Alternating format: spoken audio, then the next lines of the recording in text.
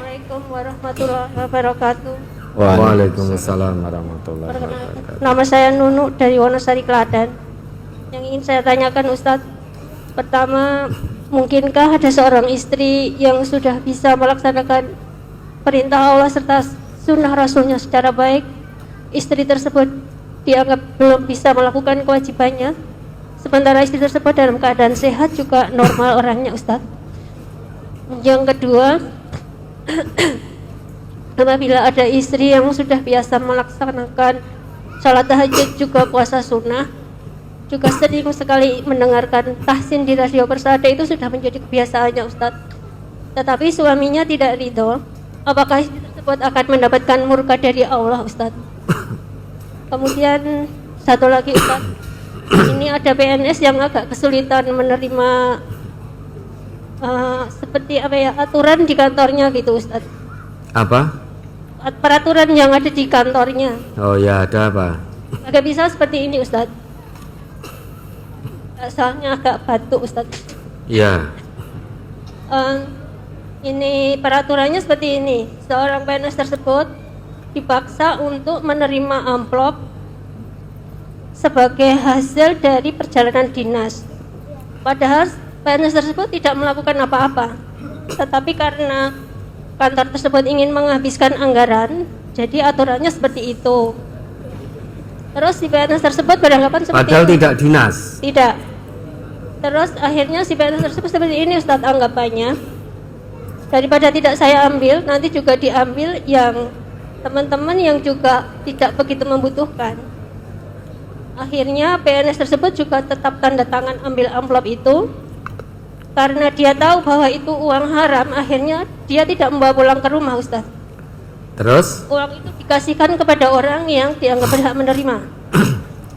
Terus dia bilang begini, ini uang negara, pakai untuk keperluan kamu. Karena kan di dalam undang-undang disebutkan Ustaz, fakir miskin dan anak-anak terlantar itu kan menjadi tanggung jawabnya negara. Ya. Ya, begitu Ustaz. Terus sikap PNS yang seperti itu bagaimana Ustadz? Karena dia tadi sebenarnya takut dengan ini hal-hal yang salah, tapi saya harus tetap melakukan. Tapi jangan tanda tangan di situ. Iya, si PNS tersebut tetap tanda tangan, karena kalau tidak amplopnya nggak bisa diambil Ustadz. Kalau tidak tanda tangan resikonya apa? Dipecat dari PNS? Enggak, nanti amplopnya diambil temennya yang tidak berhak.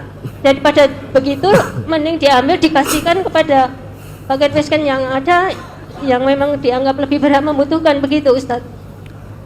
Iya, saya kira cukup sekian Ustadz. Apabila ada salah kata, saya mohon maaf.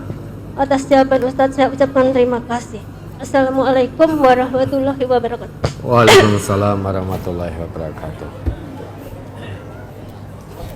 Istri yang sudah melaksanakan perintah Allah dan Rasul, namun belum dikatakan melakukan kewajibannya kepada suami.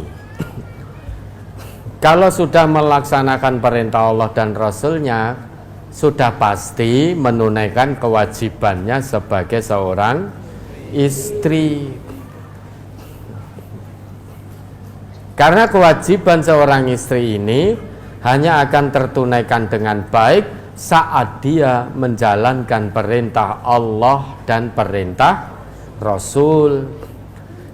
Tidak mungkin terjadi seorang istri yang benar-benar sudah maksimal menjalankan perintah Allah dan Rasulullah kok belum menunaikan kewajibannya sebagai seorang istri. Itu tidak mungkin terjadi.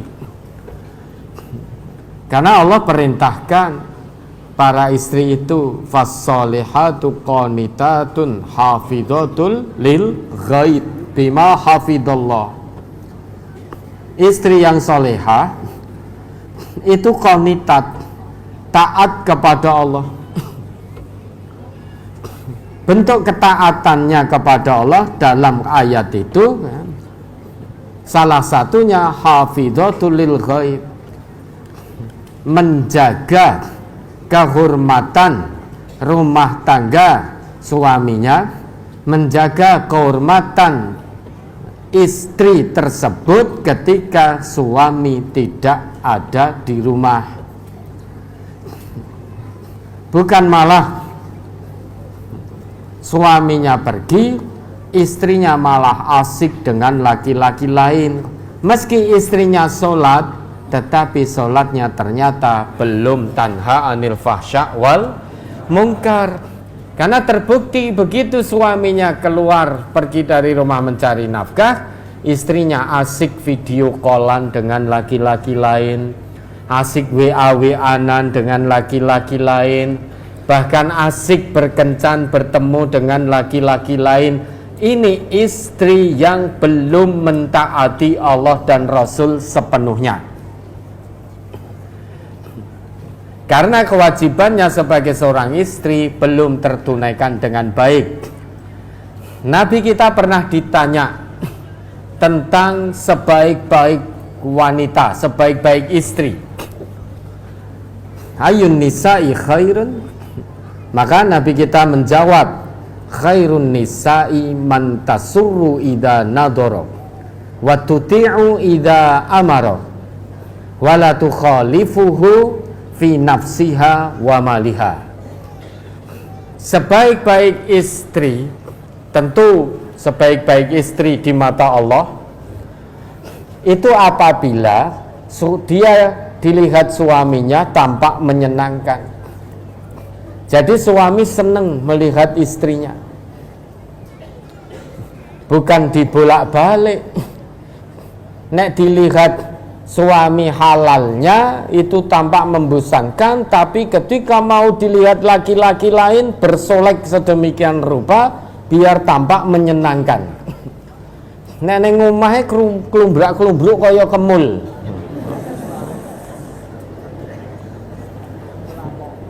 Dipandang tidak sedap, dastere amoh. Tapi kalau mau keluar, bedak 3 kilo dinggo.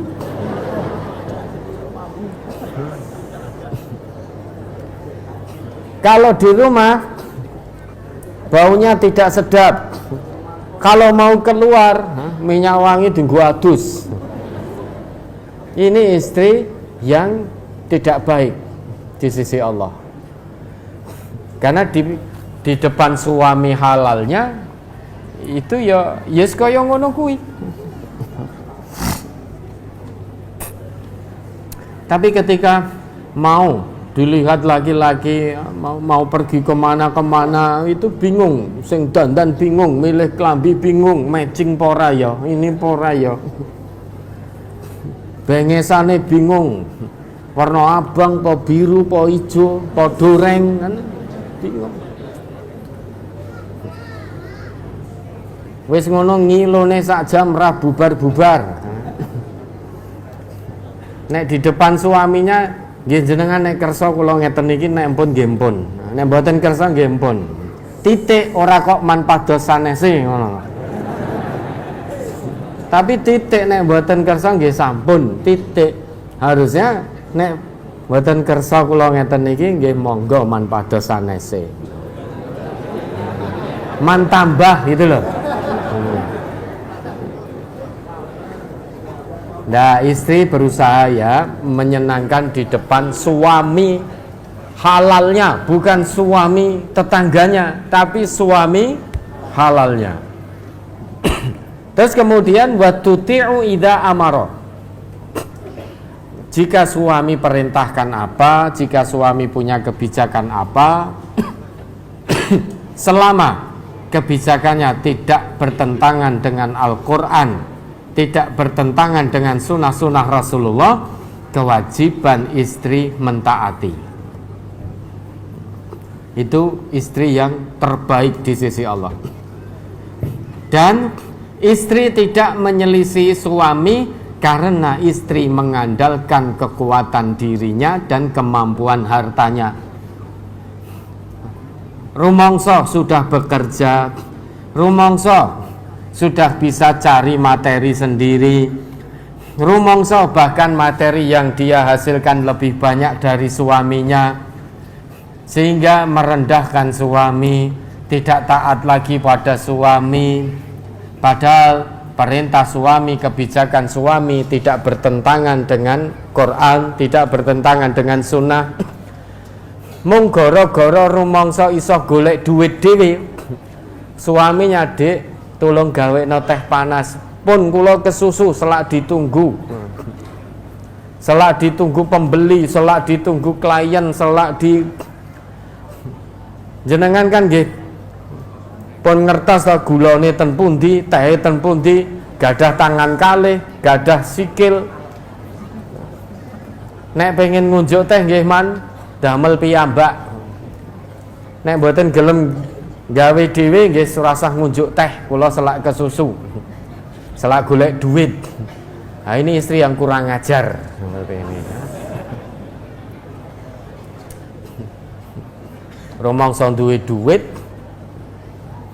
rumangsa hasilnya lebih banyak dari suami tapi merendahkan suami. Padahal kebijakan suaminya tidak bertentangan dengan ayat-ayat Allah dan hadis-hadis Rasulullah. Maka kalau ada istri yang memang sudah totalitas kafah mengamalkan perintah Allah dan Rasulnya, tentu dia sudah menunaikan kewajibannya sebagai seorang istri.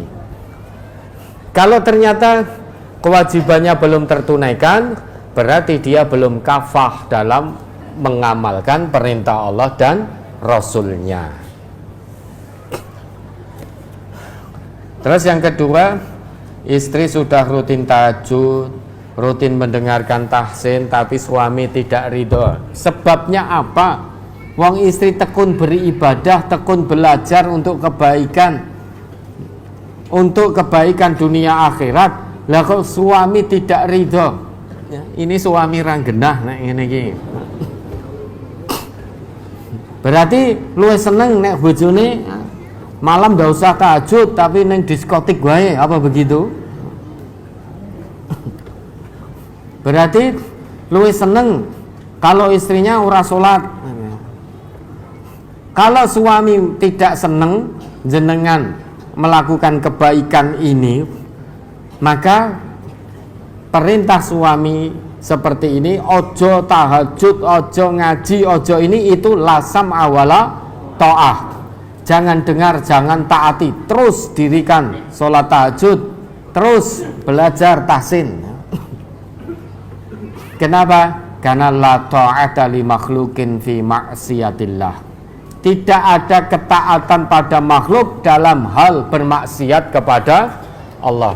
Meski itu suami panjenengan melarang jenengan untuk tahajud, melarang jenengan untuk sholat, melarang jenengan untuk qiraatul Quran, untuk tilawatul Quran, maka jangan dituruti. Terus tetap sholat, tetap ngaji. Meskipun suami benci, meskipun suami melarang, jangan diikuti perintah dari suami itu. Pilih Allah, Rasulnya, atau pilih suami, kan begitu. Kalau jenengan turuti suami, berarti tidak akan sholat, tidak akan ngaji. Itu kemaksiatan. Kemaksiatan jangan dituruti, jangan diikuti. Kemudian PNS yang tanda tangan untuk menerima uang perjalanan dinas hanya untuk menghabiskan anggaran padahal ora dinas. Ini bedanya PNS yang takut kepada Allah dengan PNS yang ikut terbawa arus. Kalau PNS yang terus merasa diawasi oleh Allah, hatinya gelisah ketika menerima uang itu. Uang tidak perjalanan dinas kok tanda tangan suruh mengiyakan menerima uang itu hasil dari perjalanan dinas, padahal ora dinas. Kalau PNS yang terus merasa diawasi oleh Allah, dia tidak akan menerima itu. Hatinya gelisah, ini kebohongan, ini tanda tangan palsu, dan lain sebagainya, dan lain sebagainya. Tapi kalau PNS yang diburu hanya uang, kuwi seneng, tanda tangan ya tanda tangan. Di balik tanda tangannya itu ada dosa, orang mikir dia. Wong karena tidak kenal Allah, tidak takut kepada Allah, tidak merasa diawasi oleh Allah, Rumangsane dia tanda tangan kuwi ora dosa. Padahal itu satu bentuk kebohongan. Terus apa yang harus dilakukan? Tetap jaga kejujuran. Alaikum bisidqi, apapun resikonya. Tetap jaga kejujuran.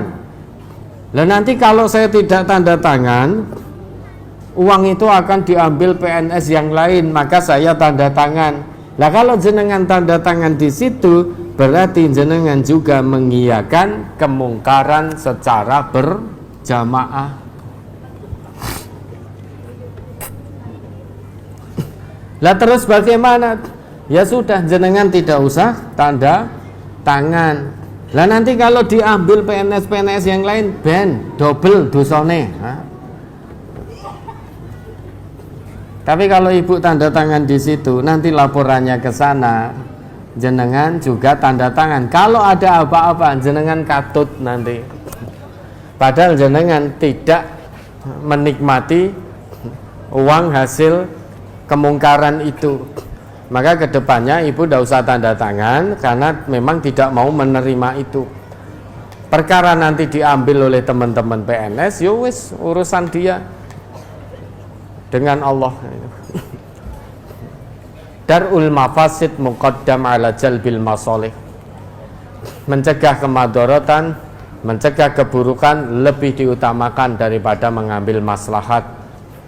Ibu niatnya baik, insya Allah baik. Itu uang negara untuk fakir miskin. Akhirnya ibu tanda tangan, namun kemaslahatan bisa jadi belum didapat. Justru madharat bisa menimpa karena ibu melakukan tanda tangan palsu. Tanda tangan itu tanda tangan palsu, berarti jenengan bersaksi di situ bahwa jenengan menerima. Perkara uangnya jenengan serahkan fakir miskin, yang di sana nggak tahu menau, yang jelas jenengan tanda tangan itu. Maka kedepannya tidak perlu tanda tangan. Kalau dinas ya dinas. Kalau panjenengan tidak dinas, suruh dipaksa tanda tangan, jangan mau. Lah nanti kalau uangnya diambil yang lain ya biarkan. Berarti dosa dia. Malah laporkan saja. Ini sebetulnya tidak dinas. Ini hanya menghabiskan anggaran. Jadi sampaikan kejujuran itu. Mesti musuhnya oke nanti. Iya, orang jujur itu lawannya banyak. Oh, sikin anu singkir kewe. Orang jujur sekarang ini penyuara kebenaran, yang suka kejujuran itu mesti dibenci oleh orang banyak. Ngomong karek tanda tangannya angel sepiro, angel karena urusannya dunia akhirat itu. Kita seorang muslim hanya sekedar tanda tangan derek-derek itu, tanda tangannya seorang muslim bukan hanya sekedar coretan tinta, itu akan dipertanggungjawabkan sampai di hadapan Allah. Akan ada hisabnya itu di balik herek-herek itu tadi. Mungkin kita hanya berpikir, alah angel sepiro omong karek seret nampa duit. Ingat, salah satu yang akan ditanya nanti menurut sabda Nabi tentang harta. Wa an malihi min ainak tasabahu wa fima anfaqah. Tentang harta, dari mana dia dapatkan harta itu dan di mana dia belanjakan hartanya. Oh, ternyata harta yang dia dapat hasil dari tanda tangan palsu, tanda tangan bohong. Harusnya tidak perjalanan dinas untuk menghabiskan anggaran, sehingga harus tanda tangan menerima sejumlah uang sekian dari perjalanan dinas, padahal tidak dinas. Itu akan jadi hisab di hadapan Allah. Lah niki umumnya ngoten, jangan ikut umumnya. Kalau ikut umumnya berarti kita terbawa arus. Seorang muslim harus bisa mewarnai jangan terwarnai oleh umumnya. Kalau umumnya palsu tanda tangan seperti itu untuk menerima uang, padahal tidak dia kerjakan, maka kita orang yang beriman jangan ikut umumnya. Dan itu sudah diwanti-wanti oleh Allah. Coba dibaca ayatnya itu, 116 Al-An'am, Surat Al-An'am, surat ke-6 ayat 116. Wa in tuti aktsara man fil ardi yudilluka an sabilillah iyattabi'una illa dhanna wa inhum illa yakhrusun. Dan jika kamu menuruti kebanyakan orang-orang yang di muka bumi ini, niscaya mereka akan menyesatkanmu dari jalan Allah. Mereka tidak lain hanyalah mengikuti persangkaan belaka, dan mereka tidak lain hanyalah berdusta terhadap Allah. ya toh? Kalau kita mengikuti umumnya, berarti kita terbawa arus. Dikirane alah wong kuwi umum ora apa-apa, ora rane dosa wong mengkarek tanda tangan. Ingat, itu hanya persangkaan, iyattabi'una illa dzan wa inhum illa yakhrusun. Itu hanya praduga, hanya persangkaan mereka. Tanda tangan ini rapopo, duitnya halal-halal, itu hanya persangkaan mereka. Dia telah berbuat kebohongan terhadap Allah. Sampai kapanpun tanda tangan palsu itu dosa, hasilnya haram. Kalau haram berarti tidak halal. Maka jangan anggap remeh tanda tangan itu. Tanda tangan seorang muslim akan dihisab oleh Allah. Oh, ternyata hasilmu dari tanda tangan yang sebetulnya tidak kamu lakukan toh. Iktisabul mal, pemerolehan hartanya ternyata dari tanda tangan palsu sebagiannya, maka tidak akan lolos dari hadapan Allah, dari pertanggungjawaban di hadapan Allah. Maka kita ke depan, kalau memang tahu itu bukan perjalanan dinas, hanya untuk menghabiskan anggaran, diminta tanda tangan, bertahan, jangan mau tanda tangan. Lah nanti kalau untuk bancaan mereka wis ora apa-apa, ya. Bancaan dosa yo ben urusan mereka kan itu.